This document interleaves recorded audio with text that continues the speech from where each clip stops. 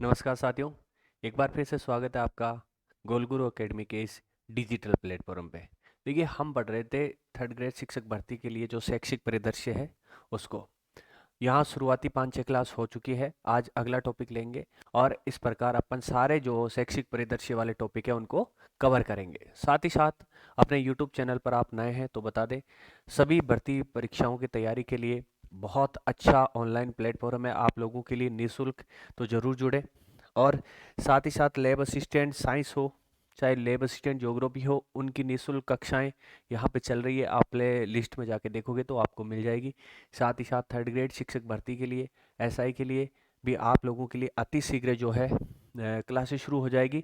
और अपना एक नवाचार रहेगा अति शीघ्र आप लोगों के लिए करंट अफेयर्स का, मतलब रेगुलर करंट अफेयर्स आप लोगों के लिए, या तो हर दिन का मतलब 10-10 मिनट या फिर साप्ताहिक। इस तरीके से आप लोगों की तैयारी जो है बहुत शानदार यहाँ से हो। इस प्रकार से कोई ना कोई नया और आप लोगों के लिए लेके आएंगे। तो फिलहाल देखिए, हम पढ़ रहे थे शैक्षिक परिदृश्य। शैक्षिक परिदृश्य में इससे पहले वाली क्लास में अपन ने ये शुरुआती इसके बेसिक चीज़ें पढ़ी है, जहाँ से बहुत इंपॉर्टेंट सवाल भी बनते हैं उनको कवर किया है, एक एक संस्था को पढ़ी है। आज ये जो संस्था है अपनी राजस्थान स्टेट ओपन स्कूल, जिसे अपन शॉर्टकट में RSOS बोलते हैं, इसके बारे में अध्ययन करेंगे। उससे पहले अपने यूट्यूब चैनल पर नए हैं तो ज़रूर जुड़ जाएं। टेलीग्राम चैनल ज्वाइन कर ले इसी नाम से, गोलगुरु एकेडमी नाम से, जहाँ आपको क्लास की शेड्यूल मिलती रहे। और अच्छी टेस्ट सीरीज देने के लिए या इन कक्षाओं की PDF प्राप्त करने के लिए प्ले स्टोर से जाके गोलगुरु एकेडमी नामक जो ऐप है उसको डाउनलोड कर ले बे। तो देखिए भाई, सबसे पहले RSOS की फुल फॉर्म क्या है? Rajasthan state open school. Playlist में पहली वाली क्लासें देख लेना, मिस मत करना भाई, ठीक है। अब देखिए, इसका काम क्या है? माध्यमिक शिक्षा के सार्वजनिकरण और औपचारिक शिक्षा से जो वंचित वर्ग है उनको शिक्षा की मुख्य धारा में जोड़ने के लिए। मान लो कोई जो है औपचारिक शिक्षा, जो स्कूली शिक्षा होती है उसे औपचारिक शिक्षा बोलते हैं, उससे कोई वंचित है, और जो माध्यमिक शिक्षा है उसका सार्वजनिकरण मतलब सबको ये मिले, इसके लिए स्कूल लाया गया या इस संस्था की स्थापना की गई। तो देखिए, मूल उद्देश्य के बारे में देखते हैं। तो Rajasthan state open school RSOS जो है, ये इसकी स्थापना 21 मार्च 2005 को कहाँ पर की गई? जयपुर में। कब की गई? 21 मार्च 2005। 21 मार्च 2005, ये डेट याद रखना। 21 मार्च 2005 कहाँ? जयपुर में की गई थी भाई। कहाँ की गई थी? जयपुर में। कौन से अधिनियम के तहत? तो राजस्थान संस्था पंजीकरण अधिनियम 1958। कौन सा अधिनियम है? 1958 का अधिनियम है। इसके तहत इसका गठन किया गया। और ये संस्था कैसी है भाई? ये एक स्वायत्तशासी संस्था है। तो यहाँ से फैक्ट क्या बनते हैं? RSOS की फुल फॉर्म क्या है? इसकी स्थापना 2005 में कहाँ पर? जयपुर में। कौन से अधिनियम के तहत की गई? और ये कैसी संस्था है? स्वायत्तशासी संस्था है। तो ये तमाम जो बिंदु है इनको यहाँ से आप दिमाग में उतार लेना। अब देखो, इसका राज्य कार्यालय कहाँ है? तो एकलव्य भवन। एकलव्य भवन शिक्षा संकुल में है भाई। JLN एकलव्य भवन जो शिक्षा संकुल है, इसके अंतर, जो कि कहाँ पर है? जयपुर में है, इसका प्रधान कार्यालय है। तो क्या क्या याद रखोगे? इसकी स्थापना 21 मार्च 2005। अधिनियम राजस्थान संस्था पंजीकरण अधिनियम 1958। स्वायत्तशासी संस्था है। इसका जो है राज्य कार्यालय एकलव्य भवन जो कहाँ पर है? शिक्षा संकुल जयपुर में है। तो यहाँ तक कंप्लीट है। इसका देय वाक्य इंपॉर्टेंट बन जाता है भाई। देय वाक्य क्या है? कि सभी तक सबके लिए, मतलब सभी तक शिक्षा की पहुंच हो, और ये सबके लिए है, ये इसका देय वाक्य है। आगे चलते हैं। संगठनात्मक ढांचे की बात करें तो इसमें होती है कि शासी परिषद। शासी परिषद जिसका अध्यक्ष कौन होता है भाई? शिक्षा मंत्री होता है। वर्तमान में शिक्षा मंत्री कौन है? मदन लाल जी दिलावर। मदन लाल जी दिलावर, ये वर्तमान में शिक्षा मंत्री है, सभी को पता है वैसे तो। ये शासी परिषद जो है इसके अध्यक्ष होते हैं। इसके नीचे एक परिषद होती है निष्पादक परिषद। कौन सी? निष्पादक परिषद। इसका सभापति कौन होता है भाई? शिक्षा सचिव होता है। कौन होता है? शिक्षा सचिव इसका सभापति होता है। और इसके नीचे जो है, सभापति के नीचे एक निदेशक काम करते हैं RSOS के। ये मुख्य कार्यकारी अधिकारी होते हैं। इंपॉर्टेंट जो है, RSOS का मुख्य कार्यकारी अधिकारी कौन होता है? निदेशक होता है भाई, ठीक है। इसके नीचे संयुक्त निदेशक होता है जो सचिव के रूप में कार्य करता है। ये कार्यकारी समन्वयक मतलब तालमेल बनाने वाला होता है। और निष्पादन परिषद के नीचे एक अधिकारी सीधा काम करता है, वो होता है अनुभाग या प्रकोष्ठ अधिकारी। विभिन्न विभागों के प्रमुख जो होते हैं उनके नीचे काम करते हैं। तो क्या क्या याद रखना है? शासी परिषद होती है जिसका अध्यक्ष कौन होता है? शिक्षा मंत्री। उसके नीचे निष्पादक परिषद जिसके सभापति शिक्षा सचिव होते हैं। इनके नीचे एक निदेशक, उनके नीचे संयुक्त निदेशक। निष्पादक परिषद है, उनके नीचे फिर अनुभाग या प्रकोष्ठ अधिकारी होते हैं जो विभिन्न विभागों के प्रमुख माने जाते हैं। यहां तक कंप्लीट है भाई सारा।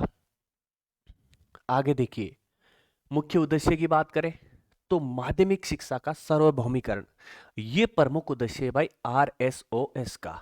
माध्यमिक शिक्षा का सार्वभौमिकरण मतलब है सभी को माध्यमिक शिक्षा की सुविधा उपलब्ध करवाना, इसका प्रमुख उद्देश्य है। कोई भी जो बच्चा है माध्यमिक शिक्षा से वंचित नहीं रहे। अगला देख लीजिए, वंचितों को शिक्षा के अवसर।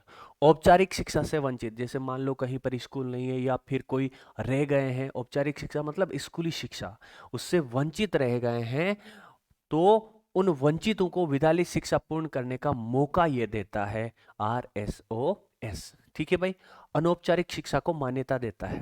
स्कूली शिक्षा को औपचारिक शिक्षा कहते हैं और ओपन वाली अनौपचारिक शिक्षा।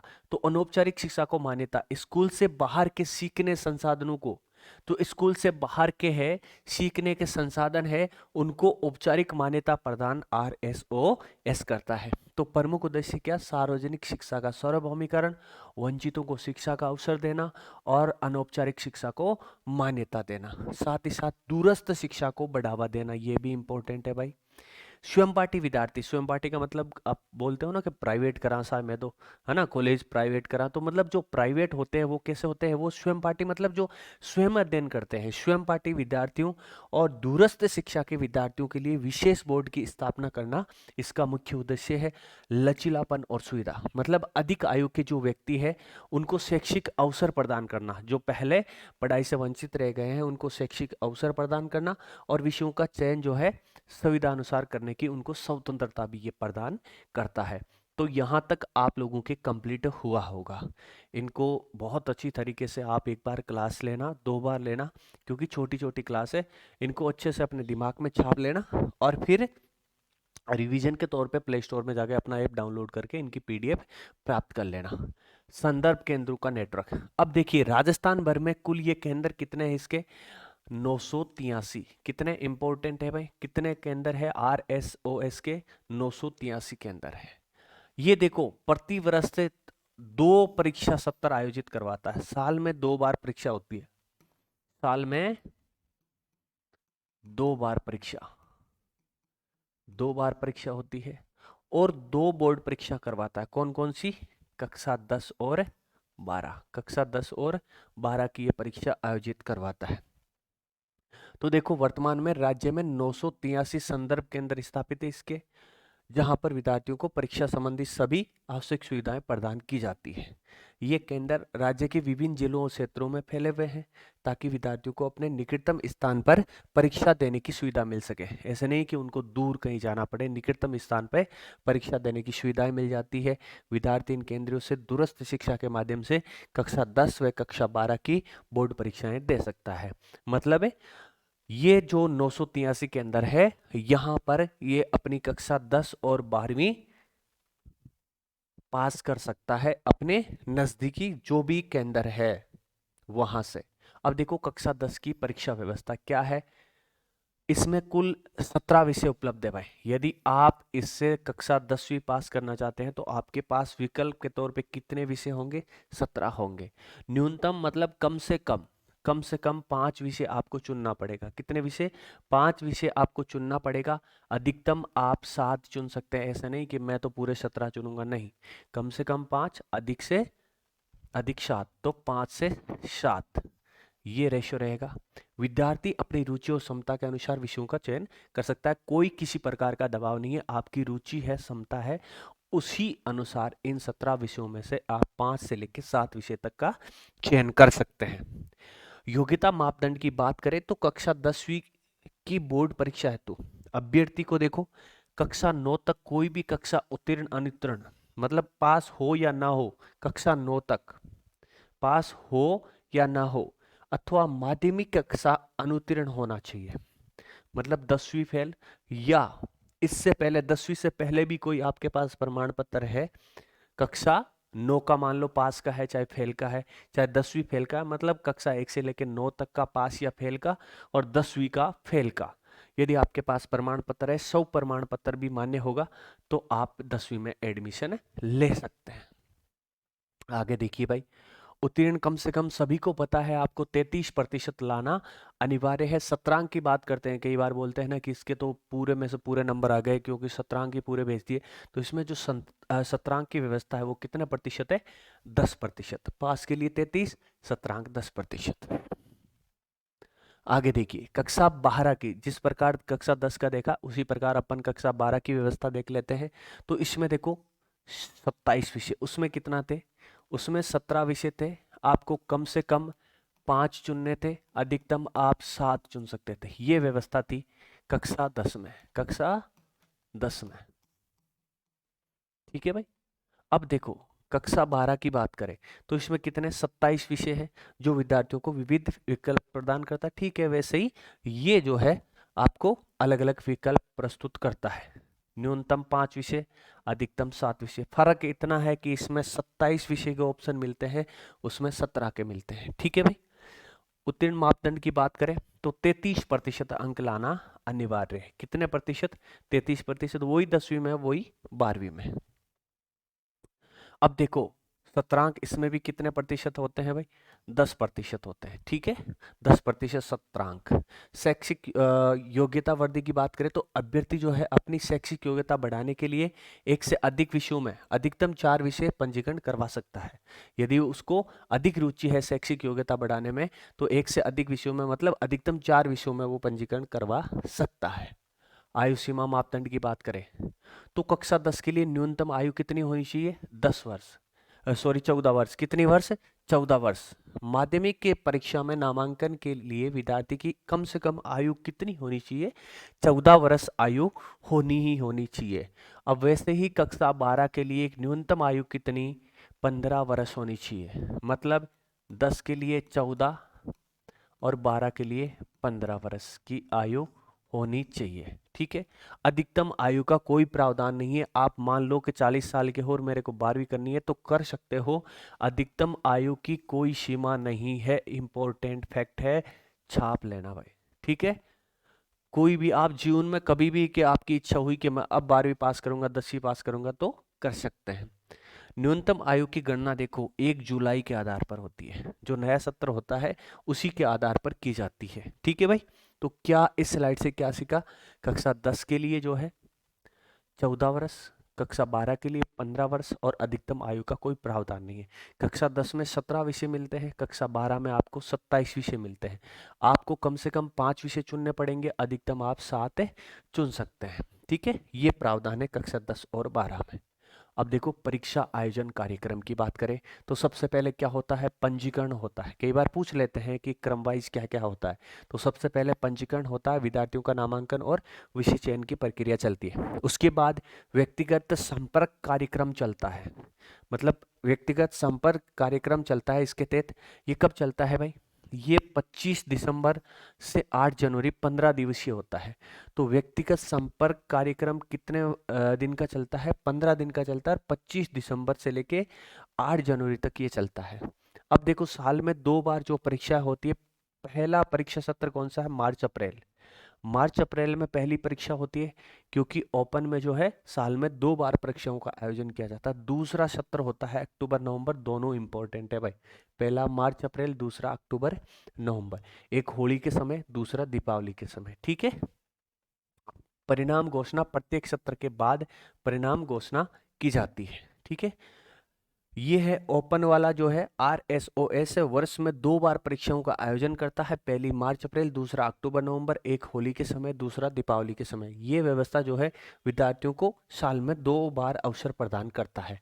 विशेष मार्गदर्शन कार्यक्रम यही है जो अपन ने पढ़ा कि 25 दिसंबर से लेके 8 जनवरी तक। मतलब कक्षा 10 व 12 में पंजीकृत अध्ययन में आने वाली कोई भी समस्याएं हैं, उनके निराकरण के लिए विशेषज्ञों के मार्गदर्शन में विशेषज्ञों के मार्गदर्शन में वर्ष में एक बार 15 दिवसीय व्यक्तिगत संपर्क कार्यक्रम आयोजित किया जाता है। किसके लिए है भाई? इनके कक्षा 10 और 12वीं के अभ्यर्थियों के कोई भी समस्या आती है तो उनके निराकरण के लिए जो विशेषज्ञ होते हैं उनके द्वारा मार्गदर्शन दिया जाता है। इन्हें 15 दिवसीय व्यक्तिगत संपर्क कार्यक्रम बोला जाता है और ये 25 दिसंबर से 8 जनवरी तक चलता है भाई। ठीक है, अब देखो प्रवेश की वैधता और परीक्षा के अवसर। 5 वर्ष की वैधता होती है भाई। अभ्यर्थी का प्रवेश पंजीकरण से 5 वर्षों तक ही मान्य होगा। 5 वर्षों तक ही मान्य होगा। 5 वर्ष में आपको पास करना पड़ेगा और इस दौरान आपको कितने अवसर मिलेंगे? 9 अवसर मिलेंगे। मतलब 5 वर्ष की अवधि में माध्यमिक और उच्च माध्यमिक परीक्षा पास करनी ही होगी और उनके लिए आपको 9 अवसर प्रदान किए जाएंगे। देखो, यदि 9 अवसरों में भी कोई ऐसा ढेटा आदमी है जो पास ही नहीं हुआ, 9 अवसरों में भी पास नहीं हुआ, ऐसे ढेटे आदमी को पुनः पंजीकरण संभव है भाई। उसे वापस पंजीकरण करवा के वो और जो है नए अपने लिए अवसर पैदा कर सकता है। तो पुनः पंजीकरण की सुविधा भी है। याद रखना, आपको कोई पूछे कि 9 अवसर किसी के समाप्त हो गए, कोई बंदा पास नहीं हुआ है, कोई पास कौन हो कि वो पाछो दे सके कि परीक्षा बिल्कुल दे सके, वो पाछो पंजीकरण करवा आपकी परीक्षा दे सके भाई। लचीली व्यवस्था, वर्ष में 2 परीक्षा सत्रों का आयोजन किया जाता है। ठीक है भाई, ये व्यवस्था उन विद्यार्थियों के विशेष रूप से लाभकारी है जो काम करते हुए पढ़ाई कर रहे हैं। कई ऐसे होते हैं बाहर कमाने के लिए जाते हैं, पार्ट टाइम जॉब भी करते हैं और उनको लगता है कि अब मेरे को थोड़ा पढ़ लेना चाहिए, 10वीं 12वीं तो पास कर लेनी चाहिए, क्या पता राजस्थान पुलिस या कोई और एग्जाम में दे सकूँ। क्रेडिट स्थानांतरण की सुविधा, ये एक बहुत तगड़ी सुविधा है भाई कि आपने मान लो पिछले सत्र में जो है 2 सब्जेक्ट पास कर लिए, तो वो आप 2 छोड़ दीजिए, अगले 2 आप पास कर लीजिए, फिर आपकी जो है 10वीं पास हो जाएगी, 12वीं पास हो जाएगी। देखते हैं क्या है। देखो, मान्यता प्राप्त बोर्डों से अनुत्तीर्ण अभ्यर्थी अधिकतम 2 विषयों के क्रेडिट स्थानांतरण का लाभ ले सकता है भाई। देखो, मान्यता प्राप्त बोर्डों से कोई भी अभ्यर्थी अनुत्तीर्ण है, मतलब उत्तीर्ण नहीं हुआ है, वो अधिकतम 2 विषयों के क्रेडिट स्थानांतरण का लाभ ले सकता है। जब इसमें एडमिशन लेता है तो 2 विषय के ये तो मेरे पहले से पास है, उनका लाभ ले सकता है। और RSOS से मतलब राजस्थान स्टेट ओपन स्कूल के अनुत्तीर्ण अभ्यर्थी अधिकतम 4 विषयों के क्रेडिट स्थानांतरण का लाभ ले सकते हैं। मतलब 4 विषय यदि उन्होंने पास कर लिए हैं तो अगली कक्षा में उसको क्या है, सॉरी, अगले सत्र में एक ही पास करना पड़ेगा, या 2 जितने भी उसने ले रखे हैं वो उतने ही पास करने पड़ेंगे। मतलब राजस्थान स्टेट ओपन स्कूल से जो फेल अभ्यर्थी है वो अपने क्रेडिट स्थानांतरण में 4 विषयों को अगली कक्षा में या अगले सत्र में बोल सकता है कि ये 4 विषय मैंने फाइट कर लिए हैं, ये तो मेरे पास मानिए। ठीक है, उसके 4 पास मान लिए जाएंगे यदि वो है तो। अन्य बोर्डों से यदि कोई अभ्यर्थी है तो उसके 2 ही मान्य होंगे कि भाई आप 2 आपके पास मान लिए गए हैं, बाकी आपको पास करने पड़ेंगे। तो क्रेडिट स्थानांतरण की ये व्यवस्था विद्यार्थियों को उन विषयों में दोबारा परीक्षा देने से छूट देती है जिनमें वह पहले से पास हो चुके हैं। इससे अभ्यर्थी केवल उन्हीं विषयों पर ध्यान केंद्रित कर लेता है जो उसको आगे पास करने हैं भाई। अब देखो, अंक सुधार की सुविधा, एक अवसर अंक सुधार के लिए। ये जो है RSOS जयपुर वाला और माध्यमिक शिक्षा बोर्ड अजमेर से उत्तीर्ण अभ्यर्थियों को परीक्षा उत्तीर्ण होने के आगामी 1 वर्ष में एक अवसर अंक सुधार हेतु दिया जाता है। मतलब 1 वर्ष में एक अवसर अंक सुधार के लिए दिया जाता है। ये सुविधा विद्यार्थियों को अपने प्रदर्शन को बेहतर बनाने के लिए है भाई। शैक्षिक योग्यता वृद्धि, अभ्यर्थी अपनी शैक्षिक योग्यता बढ़ाने के लिए एक से अधिक विषयों में पंजीकरण, अपन ने पहले ही देख लिया, अधिकतम 4 विषय अतिरिक्त रूप से लिए जा सकते हैं। 4 विषय वो अतिरिक्त रूप से ले सकता है। ठीक है भाई, आगे चलते हैं। एकलव्य और मीरा पुरस्कार है, इसमें देखिए RSOS जो है पुरस्कार की व्यवस्था भी करता है। कक्षा 10 और 12 के लिए दोनों के लिए जो है, लड़कों के लिए एकलव्य पुरस्कार और लड़कियों के लिए मीरा पुरस्कार। ठीक है, ये किसको देता है? जो संपूर्ण विषयों में सर्वोच्च अंक प्राप्त करने वाला अभ्यर्थी है या विद्यार्थी है, उसको ये प्रोत्साहन राशि दी जाती है। तो देखो, राज्य स्तर पर कक्षा 10 की बात हो रही है। कक्षा 10 में राज्य स्तर पर यदि किसी ने प्रथम पुरस्कार प्राप्त किया है, एकलव्य या मीरा पुरस्कार में प्रथम स्थान हासिल किया तो उसे 21,000 रुपये दिए जाएंगे। यदि दूसरा स्थान प्राप्त किया है तो उसे कितने, 11,000 दिए जाएंगे। मतलब राज्य स्तर पर एकलव्य और मीरा पुरस्कार में प्रथम स्थान प्राप्त अभ्यर्थी को, विद्यार्थी को 21,000 और द्वितीय स्थान पर 11,000। जिला स्तर पर देखो पहले वाले को 11,000 दिया जाएगा। देखो इस तरीके से चलना है, इसको सेकंड को 11, इसको फर्स्ट को 11, और फिर इस सेकंड को कितना, 5100, और इस फर्स्ट को कितना, 5100। ठीक है, तो देखो राज्य स्तर पर फर्स्ट को कितना, 21,000, सेकंड को कितना, 11,000। जिला स्तर पर फर्स्ट को कितना, 11,000, सेकंड को कितना, 21,000। खंड स्तर पर जो है फर्स्ट को कितना, 5100, और इसको 3100 सेकंड को। तो आप याद रखना भाई, ये बहुत इंपॉर्टेंट है। शर्त क्या होनी चाहिए, न्यूनतम 7% अंक अनिवार्य है। और किसी ने क्रेडिट स्थानांतरण किए, भाई ये मैंने 2 विषय या 4 विषय पिछली कक्षा में पास कर लिए और ये मैं इस साल पढ़ के पास करूंगा। पिछले वाले में भी उसने जो पास किए उनमें अच्छे अंक प्राप्त कर लिए और इसमें भी अच्छे अंक प्राप्त कर लिए, ये दोनों साल से मिला के उसने टॉप कर लिया, तो उनको नहीं मिलेगा। मतलब क्रेडिट स्थानांतरण के अभ्यर्थी इन पुरस्कारों के पात्र नहीं होंगे। आगे देखिए, कक्षा 12 के लिए, वो कक्षा 10 के लिए था, ये कक्षा 12 के लिए है भाई। ठीक है, वही है, कक्षा 12 के लिए भी समान पुरस्कार योजना लागू है। उत्कृष्ट जो है प्रदर्शन करने वाले अभ्यर्थियों को 3 स्तरों पर, वो भी 3 स्तरों पर, ये भी 3, दोनों याद रखना। कक्षा 10 के लिए भी 3 स्तर, कक्षा 12 के लिए भी 3 स्तर। ठीक है, 3 स्तर पर कौन कौन से, ये हो गया जिला, पहले राज्य और खंड है, ये 3 स्तर पर दिया जाता। उसमें राज्य स्तर पर फर्स्ट आया कितना, 21,000, सेकंड पर कितना, 11,000, थर्ड पर कितना, 5100। इसमें देखो सेकंड कितना, 11,000, इसमें कितना, 5100, इसमें कितना, 3100। तो ये व्यवस्था थी किसमें, कक्षा 10 में। अब ठीक है, 12वीं में देखते हैं, क्या 12वीं में वही है क्या, 12वीं में भी देखो प्रथम पर 21,000 और द्वितीय पर 11,000। जिला स्तर पर देखो यही है, प्रथम को 11,000, द्वितीय को 5100।